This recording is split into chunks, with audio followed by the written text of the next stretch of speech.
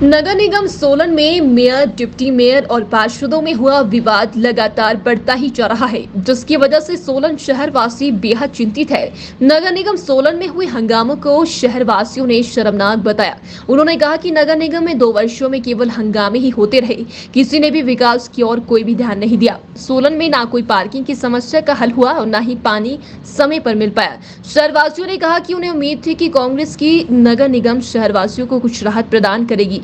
वादे अनुसार उन्हें सस्ता पानी देगी और कूड़े के बिलों से उन्हें निजात दिलाएगी, लेकिन ऐसा कुछ भी देखने को नहीं मिला, जिसकी वजह से आज सोलन शहरवासी बेहद हताश और निराश है। लगभग 15 महीने से ऊपर हो गए हैं हमारी कॉरपोरेशन को बने, और किसी भी इंस्टीट्यूशन की अपग्रेडेशन होती है। जो ये काउंसिल से कॉरपोरेशन बनी है, तो हमारे को बहुत उम्मीदें थी कि हमारे यहाँ पर एक बड़ी अच्छी डेवलपमेंट का स्कोप बनेगा प्रदेश के द्वारा और देश के द्वारा, क्योंकि अर्बन डेवलपमेंट मिनिस्ट्री के द्वारा स्पेशल ग्रांट्स आती हैं जो कॉरपोरेशन से।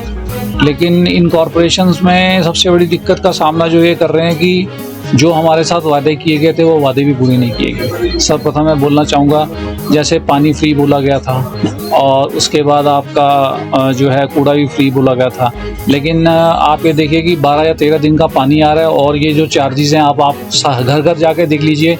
आप सिर्फ इस पे अगर इंटरव्यू लेंगे तो लोगों का कितना 10 दिन महीने में पानी आता है, और जो चार्जेस देख लिए इन्होंने पुराने रैंडम बिल्स उठा के सबको, और कम से कम नहीं तो पिछले 1 साल से तो कोई जो इनके एम्प्लॉयज़ हैं वो रीडिंग लेने आए ही नहीं। और जहाँ तक कॉरपोरेशन का सवाल है, कॉरपोरेशन में जो इस तरह का माहौल बनाया गया, ये बड़ा दुखद बात है। हमारे आपस में ही काउंसिलर जो हैं, जो हमारे वार्ड के और जितने भी लोग हैं, इनको मिलजुल के काम करना चाहिए था। आज प्रदेश में और हमारे यहाँ कॉरपोरेशन में सेम गवर्नमेंट है, और हमारे को इनसे बहुत उम्मीद थी कि हमारे यहाँ पर जो बड़े इश्यूज़ हैं, जिसमें सबसे बड़ा इशू जो है कि जो वाटर की सप्लाई का है, जो आज मुझे एक बात पता लगी है कि यहाँ पर जो कॉरपोरेशन के अंदर जो टोटल आईपीएच डिपार्टमेंट के अगर सारी पाइप्स का आप सप्लाईज को इम्प्रूव करता है, उसके लिए 80 करोड़ रुपए चाहिए। वो हम कहाँ से लाएंगे? आज कॉरपोरेशन मुद्दा जो है सबसे बड़ा है हमारे यहाँ पर पार्किंग का, जो कोई विषय उठाया नहीं जा रहा।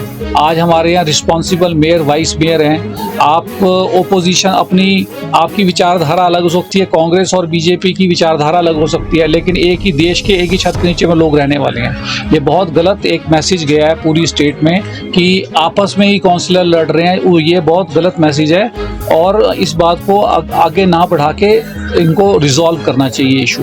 और जो डेवलपमेंट के मुद्दे हैं, वो दोनों सारे काउंसिलर्स को इकट्ठे होकर 17 के 17 वार्ड के काउंसिलर चीफ मिनिस्टर को जाके अपना सूरत हाल सुनाए कि हमारे यहाँ कितनी प्रॉब्लम्स हैं। आज हमारे यहाँ पार्किंग्स की प्रॉब्लम है, वाटर को प्रॉपर सप्लाई की प्रॉब्लम है, और जो क्लीननेस की प्रॉब्लम है। उसके साथ साथ एक और मैं आपको बात ध्यान देना चाहूँगा कि कॉरपोरेशन ने अब नया हाउस टैक्स इम्पोज करने की बात की है, और वो अगस्त से इम्पोज किया है, लेकिन फैसिलिटीज़ के नाम पे हम ज़ीरो हैं।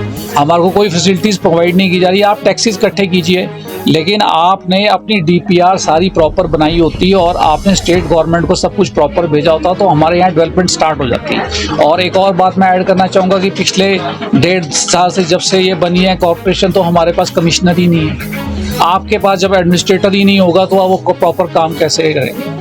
तो इसलिए मैं आपके माध्यम से ये चाहूँगा सारे मेयर, वाइस मेयर को और जो काउंसिलर्स आपस में जो इनमें आपस में जो कोई बात की समस्या है, वो एक टेबल में बैठ के रिजॉल्व करें। और जो हमारा सोलन जो एक मुख्य द्वार है हिमाचल प्रदेश का, उसकी डेवलपमेंट का हर हालत में जो है एक डीपीआर, एक एजेंडा बनाए और उसको चीफ मिनिस्टर के पास प्रॉपर दिया जाए। थैंक यू जी। मेरा नाम बाबूराम चौहान है। नगर निगम में आपसी लड़ाई और गुटबंदी बहुत अधिक है।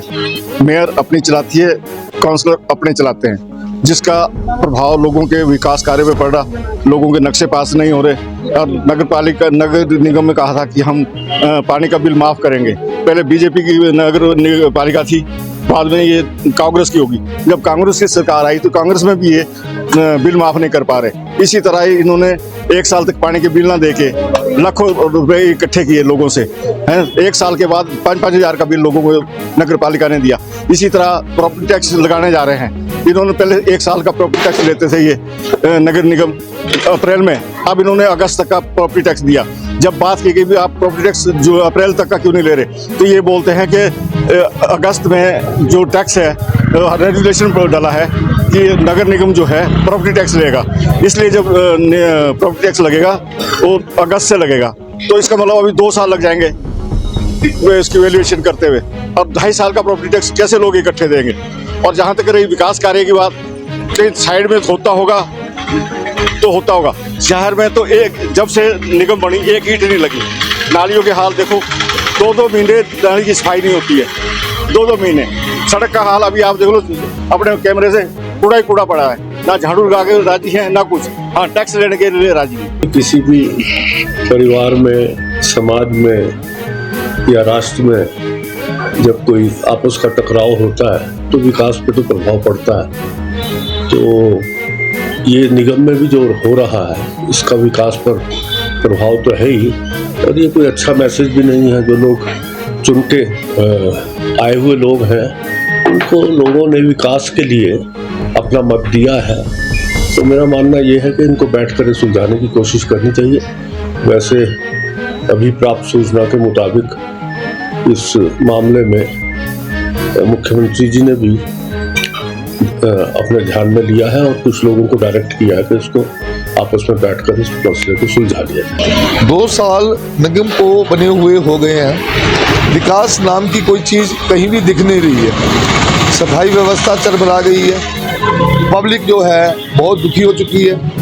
इन लोगों ने झूठ के दम पर परिषद बनाई, निगम बनाई, बिजली, पानी, कूड़े के बिल माफ़ करने के लोगों से वादे किए गए, जबकि अब जो है कूड़े के बिल 5-5 हज़ार, 3-3 हज़ार, 2-2 हज़ार और इकट्ठे पानी के बिल जो हैं वो 20-20 हज़ार, 18-18 हज़ार, 15-15 हज़ार लोगों के घरों में पहुंच रहे हैं। क्या सिर्फ यही विकास है? मेयर कांग्रेस की, काउंसलर कांग्रेस के, तो मेयर अगर 3 काउंसलर को बाहर निकालती है कांग्रेस के ही, तो कुछ समझ आना चाहिए भी विवाद इनका कितना बढ़ चुका है। देखिए, मेरा मानना ये है कि सभी सोलनवासी बहुत ही टाइम से इस प्रयास में लगे हुए थे कि सोलन जो नगर निगम है वो नगर परिषद है वो नगर निगम में तब्दील हो। उसके लिए हम सब ने भी मिलकर और बहुत सी संस्थाओं ने मिलकर बहुत जोर लगाया कि सोलन को नगर निगम मिले, क्योंकि नगर निगम का मिलने का मकसद ये था कि इसमें पैसा बहुत ज़्यादा आता है, फंड्स आते हैं और बड़ा इसका दायरा होता है, तो इस दायरे में रहकर विकास बहुत ज़्यादा हो सकता था शहर का।